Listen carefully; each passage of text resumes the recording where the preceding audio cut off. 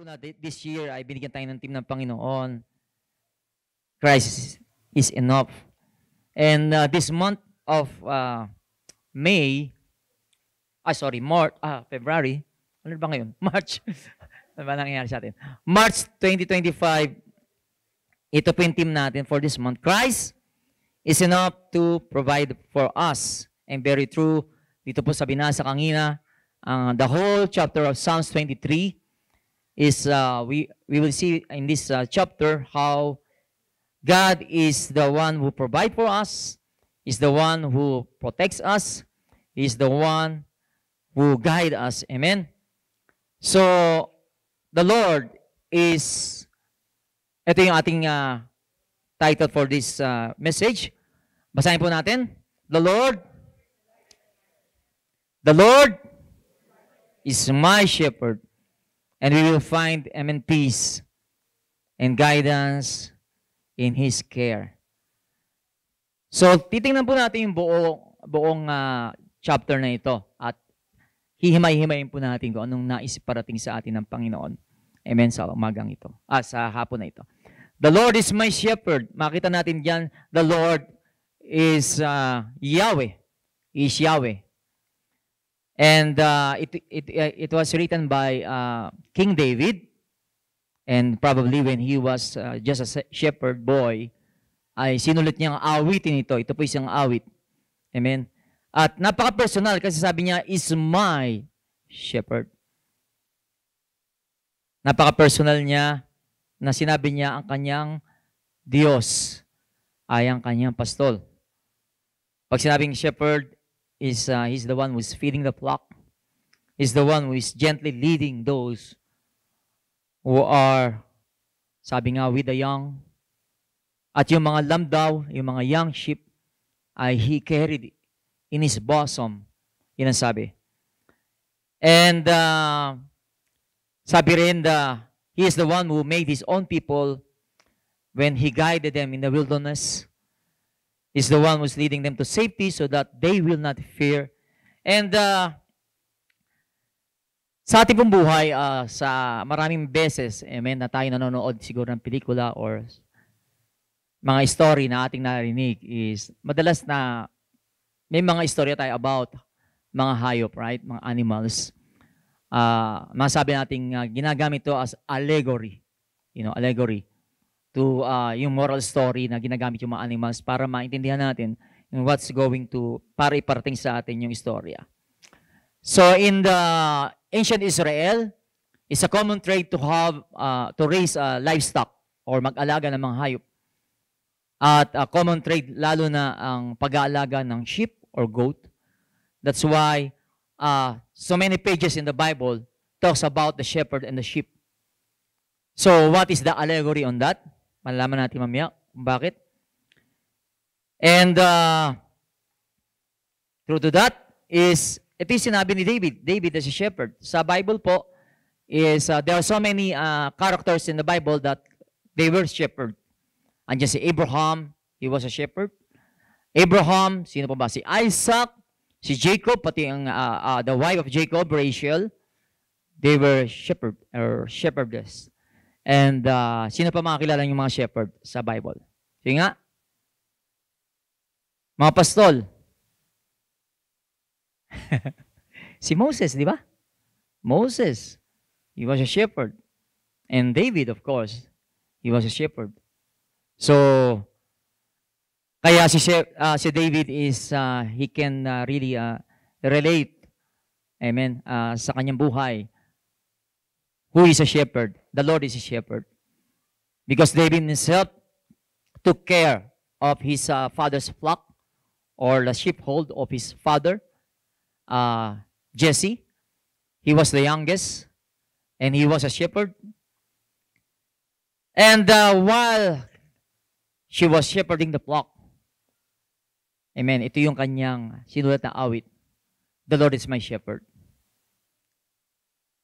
And because of He is our shepherd, we will not fear.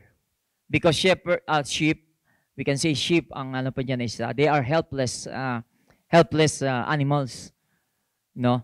They are very easy to become a prey to the predator. Kasi they are helpless, hindi sila nakakalaban. They cannot fight. And kaya paborito sila ng mga predator, di ba? Andiyan yung mga wolves, mga jackals, or can say lions and bear. And David was experienced in fighting with all these kinds of predator na even he can, ma-endanger yung kanyang buhay to rescue one of the sheep or one of the lamb. May storya doon, right? When he was about to fight Goliath, sinabi niya kay King Saul, I have the experience because God is with me that even yung aking pinakamaliit na lamb that was taken by the predator, hinahabol ko ito. At kapag kahit nasa bunganga na ng bear or lion, I kill this beast and rescue the lambs. So, we can say that, ano yung sinabi rito? Yung sinabi niya, the Lord is my shepherd, I shall not want. In the other version, I shall not lack. Hindi ako nagkukulang. Sapagkat siya ang aking pastol, hindi ako nagkukulang. This is a declaration of trust. Amen? That he is confidently telling it because God or the shepherd supply all the things that the sheep need. In everything that they need. Not the want, but the need. Amen. Not the greed, but the need of His people, of the flock. And He said, He makes me to lie down in green pasture. It means there's a place that the shepherd will take the sheepfold, in an abundant place where there are tender grass, and most of the time, pagka yun yung green pasture, kailangan dun sa may top of the mountain. Doon nakikita yung mga green pasture.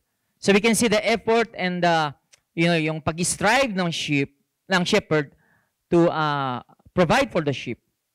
Amen?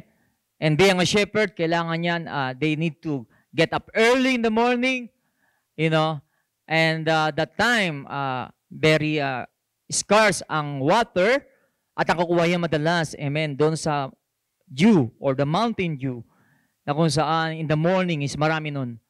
Kaya kailangan siyang gumising na maaga. He needs to get up early in the morning para yung mga tubig na yon ay mainom ng kanyang mga sheep. So, na-experience ng David yun, kaya sabi, He makes me to lie down in green pasture. The Lord my shepherd. He leads me as a shepherd is able to provide. Amen. And give peace and comfort and rest in the sheep. Sabi daw, He leads me beside still waters. He leads me beside still waters. Yung quiet water. Yung tinatawag na water. Amen, of rest. Hindi siya moving water. Yung kasi ang isang characteristic din ng mga sheep. Parang masyado silang paranoid. Amen. Kapag ang tubig ay maagos o magalaw, hindi mo sila mapapainom doon sa tubig na yun. So the shepherd needs to lead them to the still waters where they can drink. Amen. They can drink in freedom, without worry. So it takes a lot of patience being a shepherd. And our shepherd here is God, Lord, our Yahweh. David was saying. The next verse it says, He leads me in the path. He restores my soul. He restores my soul. Ba't sinabi niyang ganun? As a sheep. He restores my soul. Yung shepherd ko, siyang nagre-refresh ng aking kaluluwa. What does it mean? Just like the sheep, marami tayong mga, we as human being, there are many things that will, discourage us, that will make us fearful. Naranasan niyo ba yun?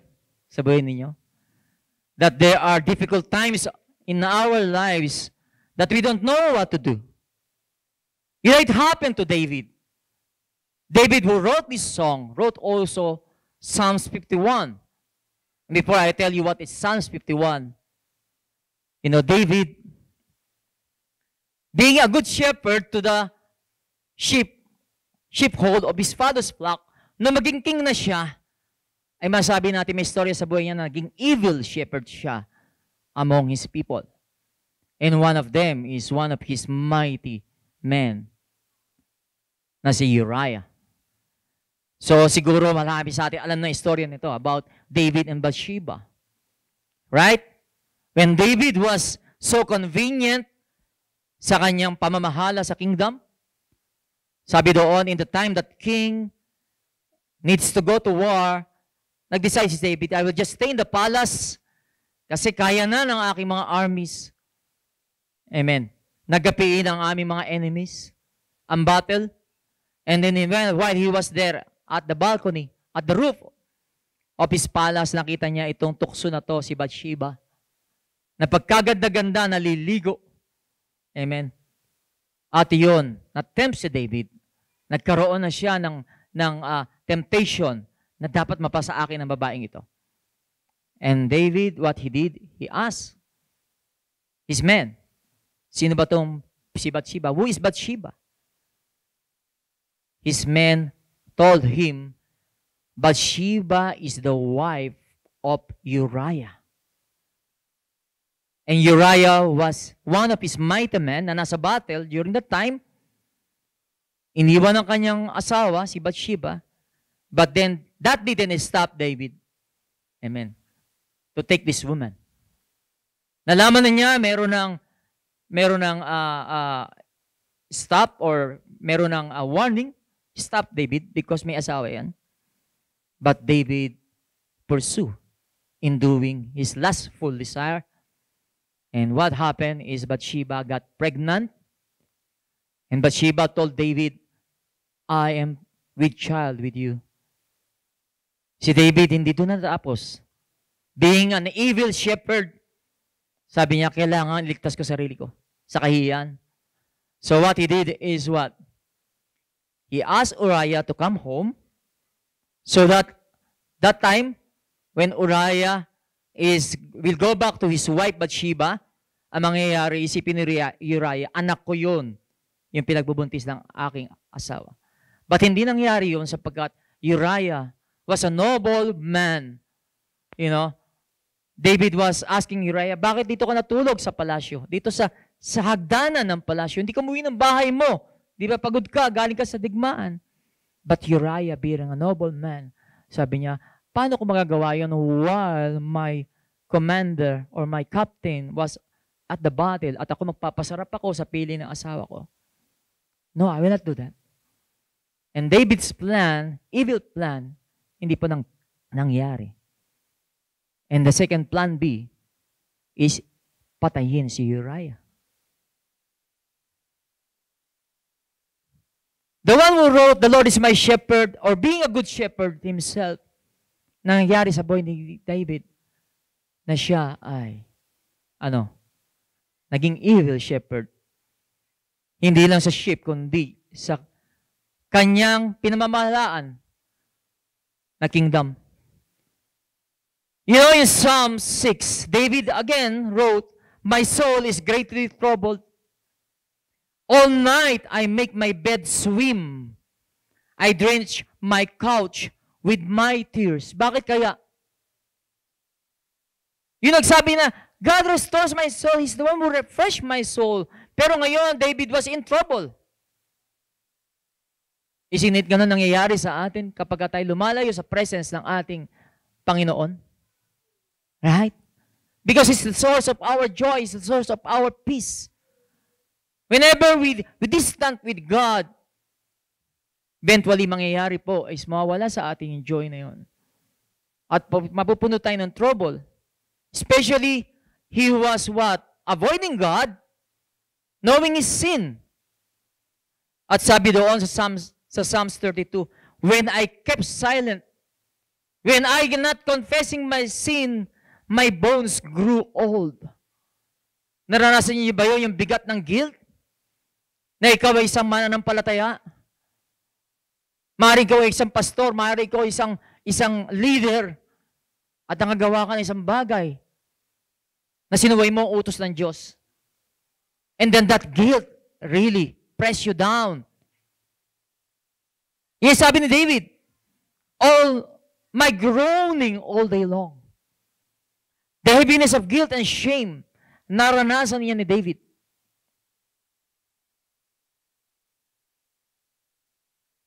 In Samuel 12,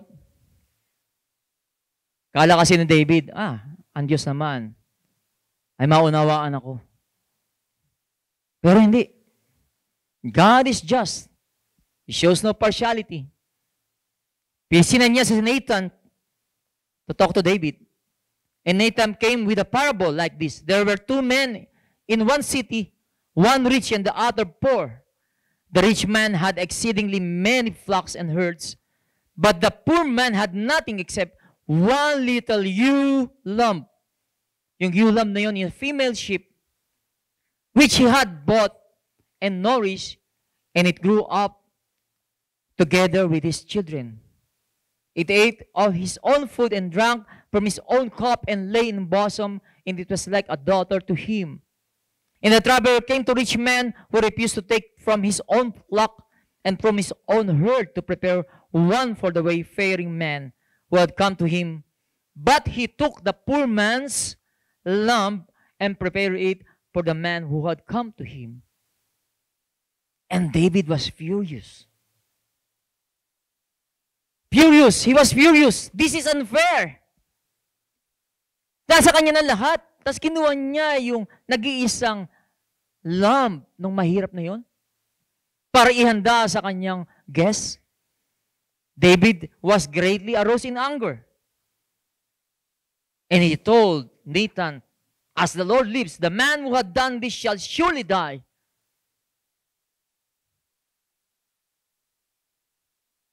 And the word of Nathan, he said to David, you are the man. You are the man. We cannot hide from God. God wants to restore David. His soul that was in trouble. David. At ano sabi niya? Sabi ni Lord sa kanya. Masabi daw ni slap in his face. It was a slap in his face when God told him, if that had been too little, I also have given you much more. Probably si David hindi narinig yung ating team na Christ is enough. Para sa kanya, kulang pa, kulang pa. Hindi pa ba ako enough? Sinabi ng God kay David. Hindi pa ba ako enough? At kung may kulang ka pa, sa tingin mo, hindi ko bibigay sa iyo yan? But you transgress my commandment in killing my servant Uriah with the sword of the Ammonites. Pinamatay mo ba siya sa aking mga kaaway? Let us imagine our lives. Maybe you are in trouble because of sin. There's only one way to escape from that. And that is to confess your sin before God. When he wrote Psalms 51, he acknowledged his sin. David wrote this song in the time that siya humingi ng tawad kay Lord. Ang maganda kay David, he humbled himself to the Lord and accepted his sin. As a king, he bowed down and humbled himself to God and said, Lord, create in me a clean heart, O God, and renew a right spirit within me. Cast me not away from your presence, O God, and restore to me the joy of your salvation. Is your joy been lost? Or your peace? Or your satisfaction? Because we try to distant from God. We try to do our own way. Na sinabi sa Isaiah 53, we are all like sheep has gone astray because we choose our own way. Not the way of God. Not the way of the shepherd. At sinabi ni David sa Psalms 32, I acknowledge my sin to you. I repent my iniquity. I have not hidden. And you forgave my transgression. Church Christ, God is a forgiving God. God is a merciful God. And He's the one who can restore our soul. Because He's a good shepherd. Praise God. He is a good shepherd. So why is using a shepherd in His message to us today?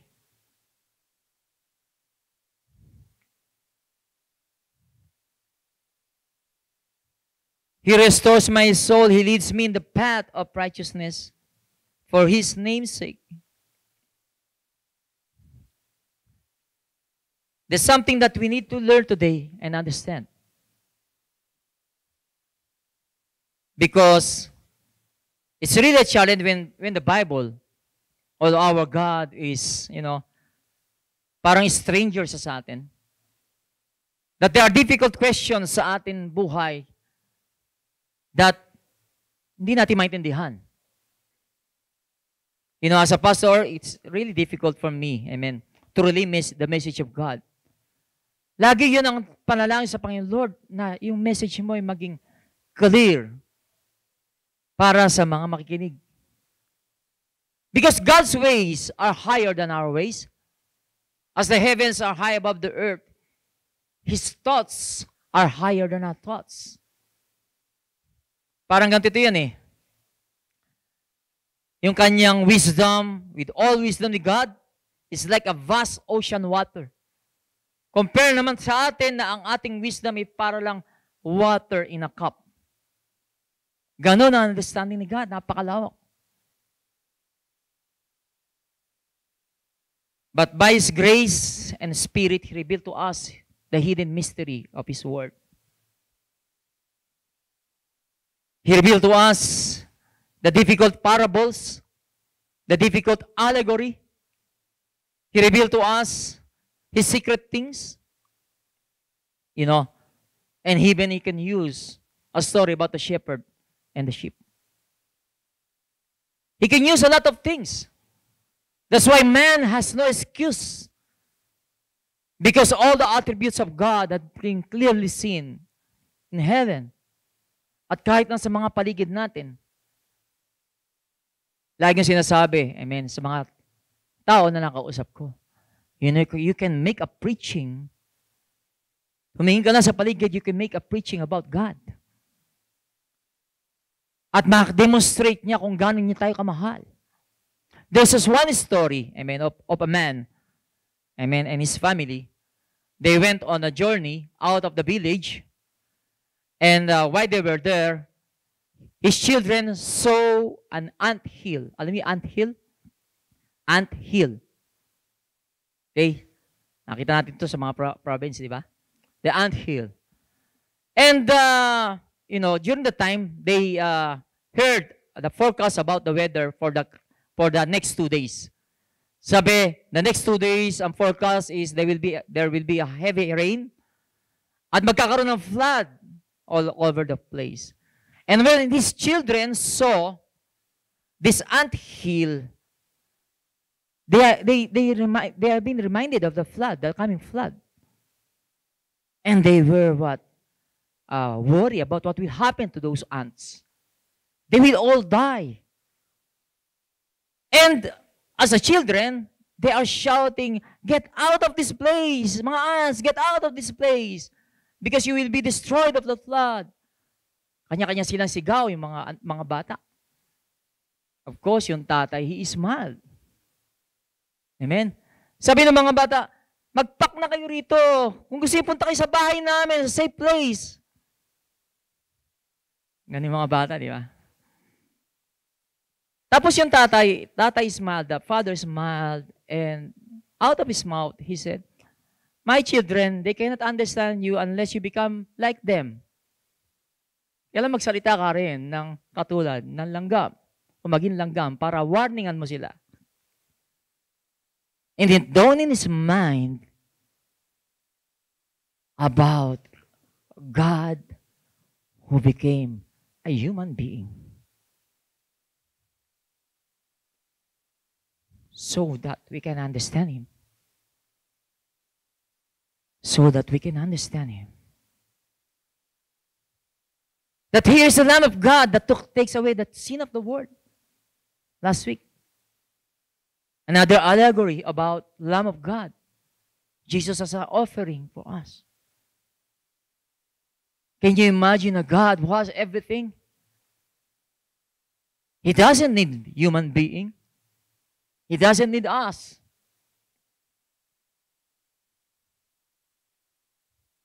When Adam and Eve sinned, bakit kaya? Ito yung isang mahirap na question sa akin eh. Why God didn't kill them after they sinned? And then create another Adam and Eve that will pass the test para yung tao hindi na magkasala. Naisip niyo ba yun? Came to my mind. Kaya naman gawin ni Lord yun. Because alam ni Lord, when we disobey Him, we will surely die. That's why all the sufferings and pain in this world is caused by sin. And I told you that God is not doing experiment in us. And never siya nagkaroon ng mistake sa kanyang mga plans. He knew that that man will disobey Him and will sin against Him. But He also knew beforehand na kung saan kaya niyang gapiin ang kasalanan at iligtas tayo sa kasalanan. Alam niya.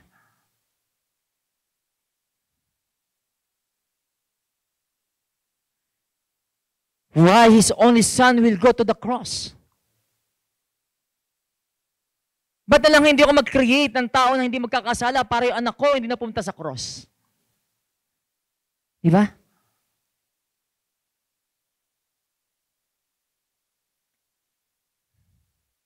Jesus became one of us. And what is mind-blowing is He knew we will kill Him. He knew that we will kill Him. We will kill Him on the cross and crucify Him on the cross. He knew many will still not believe after He has done this. He knew that. And in fact, so many people don't believe in the cross. Don't believe in the salvation of Christ. Don't believe the grace of God. Don't believe in the pardon that God is offering to man. God knew already. But He never stopped Him in going to the cross. He knew that people will laugh at Him while He was suffering the cross. They will mock and insult Him. He knew it. But still He came. And did to save us not of the coming flood, but of the coming wrath of God.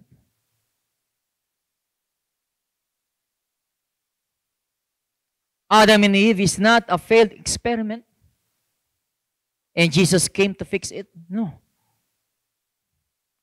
God cares so much about us.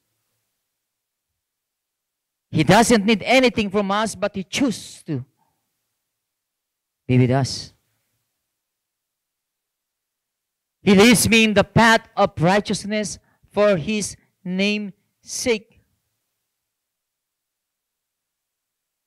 And Jesus said, "Blessed are you when you are Revile?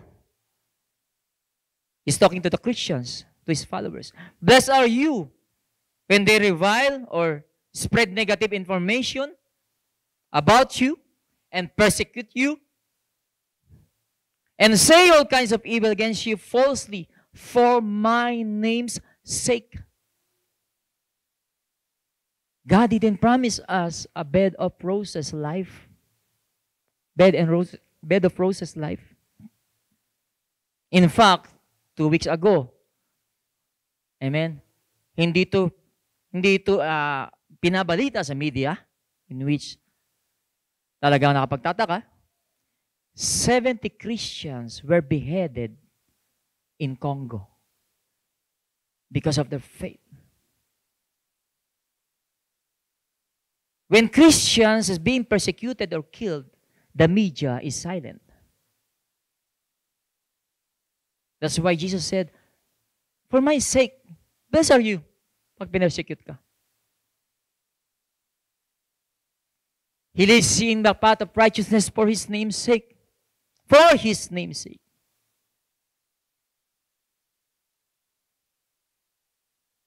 Praise God. Because He's the one who understands the paths. Siya lang nakakaalam. Although, sometimes or most of the time, He will lead us in the paths of what? Suffering. But let us always understand that let us be reminded that He understands the paths. To find the right direction. That He knows the journey that we need to take. Even it's narrow or difficult. But He knows that it ends leads to life. He leads me in the path of righteousness, even though I walk through the valley of the shadow of death. Kala ko ba good shepherd siya? Bakit niya ako ililid sa shadow of death, sa darkness, where there are many enemies? Pag sinabing shadow of death, in yung places where maraming mga predator. It is dark. Very dark. Ililid ka ng shepherd. At hindi ko alam kung nasaan kayo ngayon, inililid ng shepherd ninyo. Could it be very dark? Dark. At marinig mo yung mga ungol na mga beasts. The roaring of lions, or the laughing of hyena. Kasi mga nocturnal sila, di ba? Nocturnal animals that they can see in the dark. Why? So, because they are looking for prey. Can you imagine the shepherd who has this flock passing that road, passing that valley of shadow of death? Hindi natin maintindihan. Right? We can understand why those Christians in Congo was beheaded.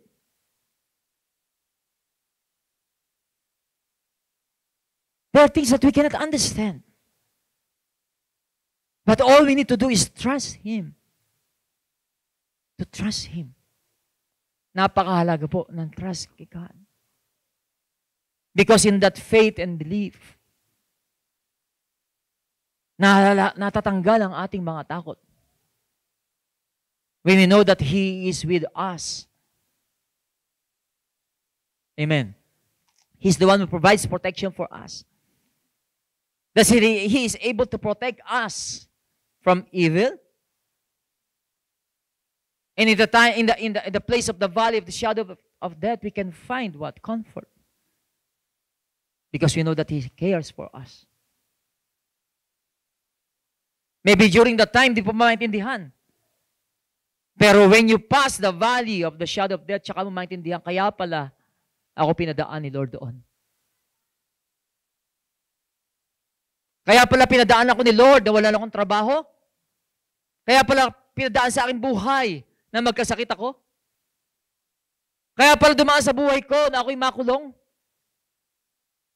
Kaya pala pinadaan sa buhay ko na kung saan ako'y iwanan. Para malaman ko na mayroong Diyos na hindi mag-iiwan sa akin. At yung Diyos na yun na aking pastol is able to protect me. I will not fear, for you are with me. Can you say that? I will not fear.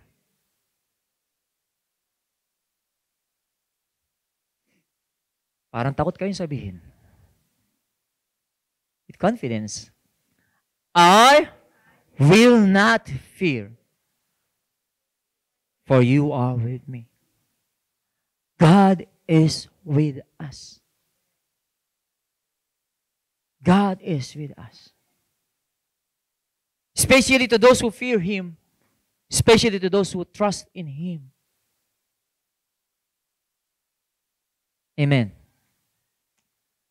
May promise siya sa salita ni God, sa Bible, ang sabi niya, sa Isaiah.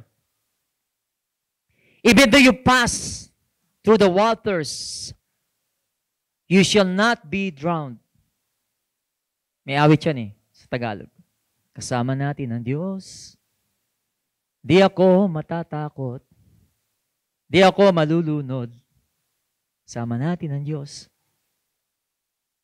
Nandun ba kayo sa kung saan is overwhelming yung water of flood sa buhay ninyo?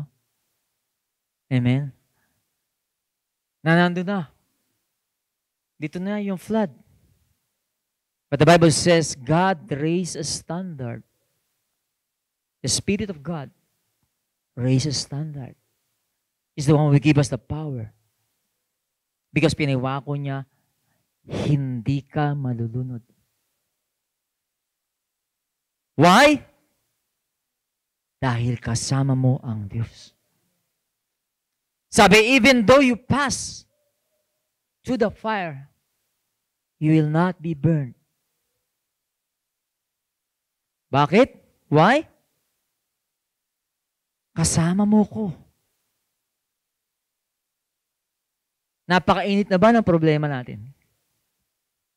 Na paano tutupukin na tayo ng problema natin? O mga challenges natin, trials sa buhay natin? Na bawat tingnan natin, puro apoy. I remember the story of 3 young men. Popular sila sa tawag na Shadrach, Meshach, Abednego. And these 3 young men they were faithful in their faith. As si Haring Nebuchadnezzar, he decree that all people, all nations shall bow down doon sa image, gold image na ginawa niya. That when they hear these sounds of instruments, musical instruments, everybody should bow down before the what? The gold image, which was 90 feet tall. Can you imagine? And all people bow down to that image, except, of course, Daniel and the 3 young men, Shadrach, Meshach, and Abednego. Alam mo, napakalaking pressure sa atin, no? When the word is telling us something, and everybody is following what the word, yung trend ng word. Na kapag hindi tayo nag-follow sa sinasabi ng mundo, is para kang others. Naranasan niyo ba yung pressure na yun? When you are in the office? When you are with your friends? Sabi ng mundo, sabi ng hari, mag-bow kayo. Kung hindi, may consequences. If you will not bow, you will be thrown to the burning furnace. Burning furnace. Naglalagablab na pugon. Ihuhulog ka doon ng buhay. And somebody nagchuchu sa hari, ay may 3 kabataan. Taas nga ang kamay ng mga kabataan dito. Wala na, ay si Sister Risa, ay si Aldina. Oh. Okay. Mga kabataan, nawagan to ang ating pananampalataya, hindi lang sa kabataan. Old Testament and New Testament to. Sabi ni Shadrach, Meshach, and Abednego, King Nebuchadnezzar, our God whom we serve is able. Inawit natin, God is able, right? Our God whom we serve is able to deliver us from this burning, fiery furnace. And if not, O King, let it be known to you that we don't serve your gods.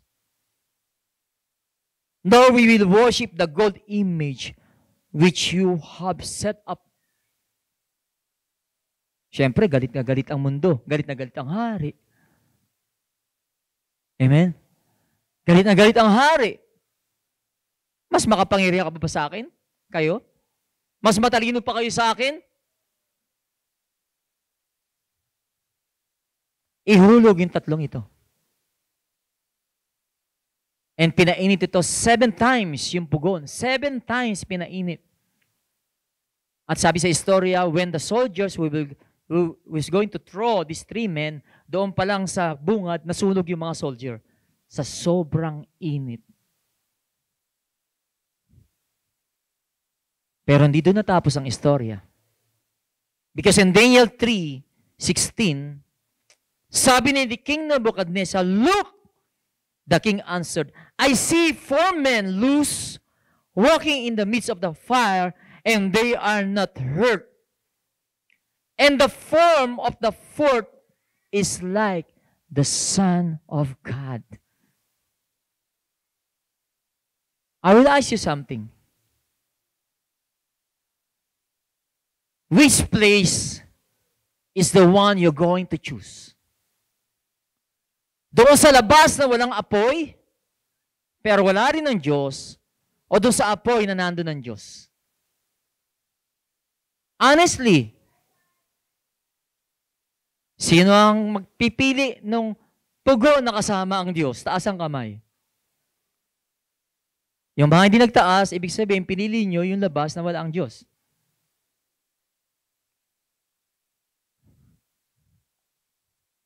Amen. I will fear no evil. Hindi sinabi ng tatlo. Hindi sinabi ni David. I will fear no evil. Because there's so much evil in this world. But we will not fear. Because Jesus has already done the victory. We will not fear death. Because Jesus has done the victory. We will not fear darkness or the shadow of death. O kung sino man mga prey or roaring lion that will try to scare us.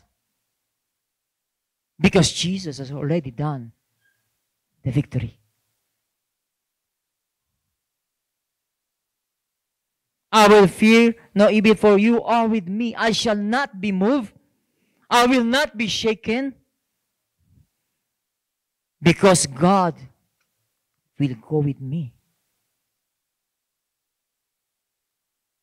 When there was storm, amen, when the disciples with Jesus were on the ship, and they encountered this disastrous storm that wrecking the ship, nando si Jesus. Nasaan si Jesus? Natutulog. And the disciples wake him up. Lord, hindi ba nakikita? Mamamatay na kami. Paparaphrase ko lang ha. Ikaw natutulog. There are moments in our life we are calling for help. Or we in a situation na parang napakatahimik ng Diyos. And probably He's just testing your faith, your trust in Him. Alam mo, sabi nga, di ba, wag yung gigising, wag yung, ano ba yan? Magbiro na kayo sa lasing, wag lang sa bagong gising. Nagising si Jesus, sabi, "Oh, you of little faith." And rebuked the storm. And the sea was all calm. Amen. Alam niyo, yung safety natin is not the presence na tahimik ang lugar. Ang safety natin is the presence with the Lord. Anin mo ang buhay na walang bagyo kung wala naman si Kristo.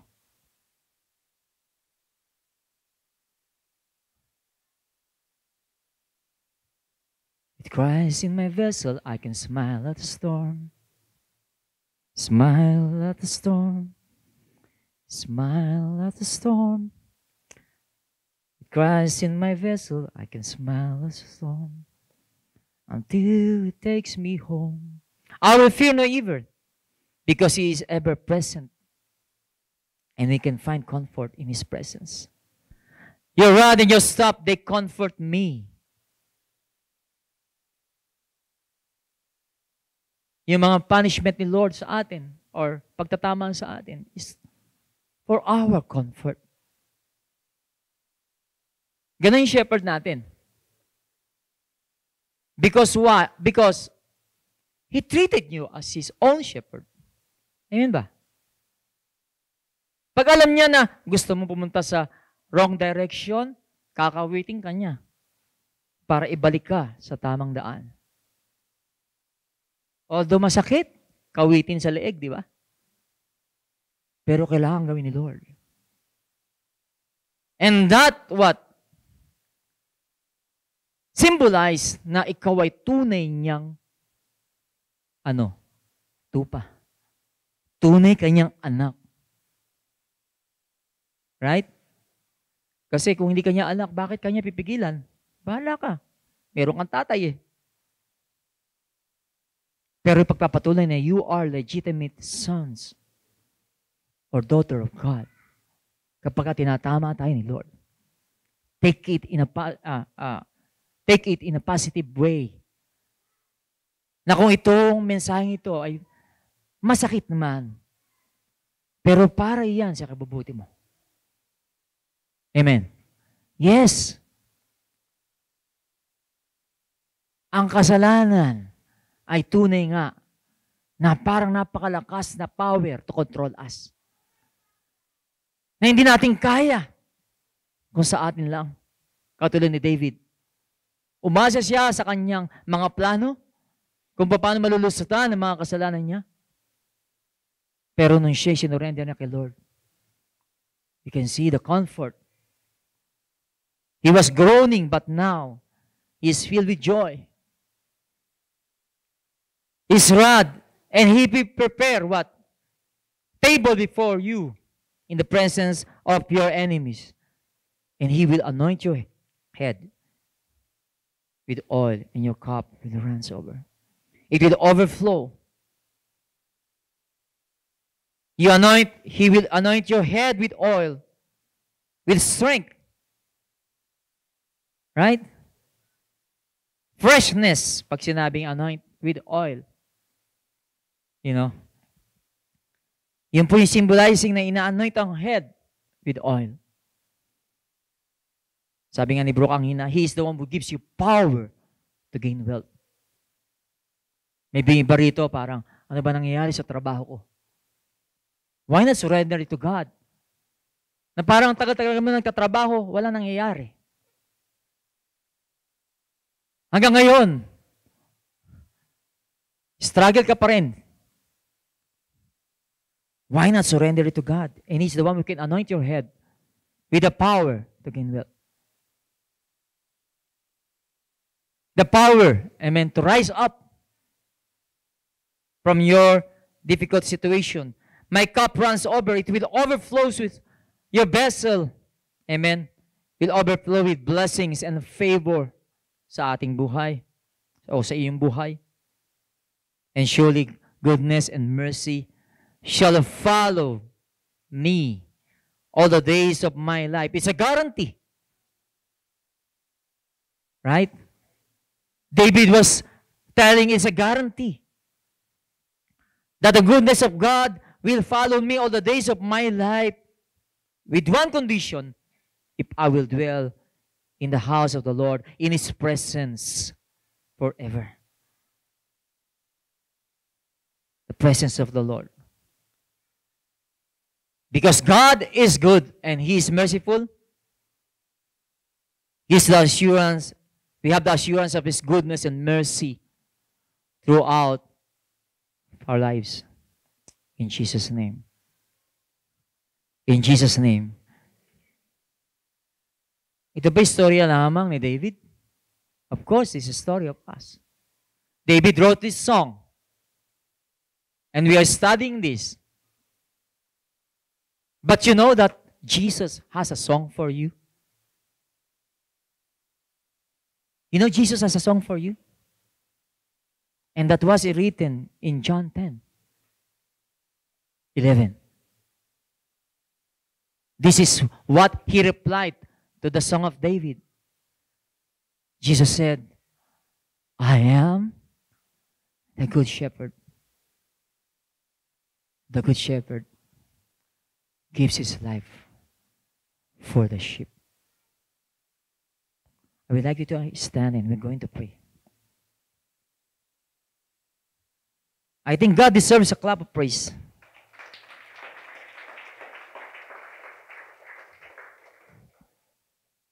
This is the song of Jesus.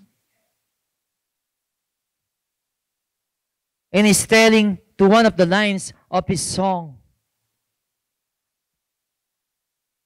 I know your name. My sheep knows my voice, and they follow me. What a lovely song. And a lovely message for us. That there is the Son of God, who is our good shepherd, who's telling us that you are not alone, my son and my daughter. I know your name. I am the door of the sheep. I have come to give life for my sheep, that they may have it more abundantly. I am the good shepherd, and I know my sheep, and am known by my own. Amen. God bless you. A glory to God.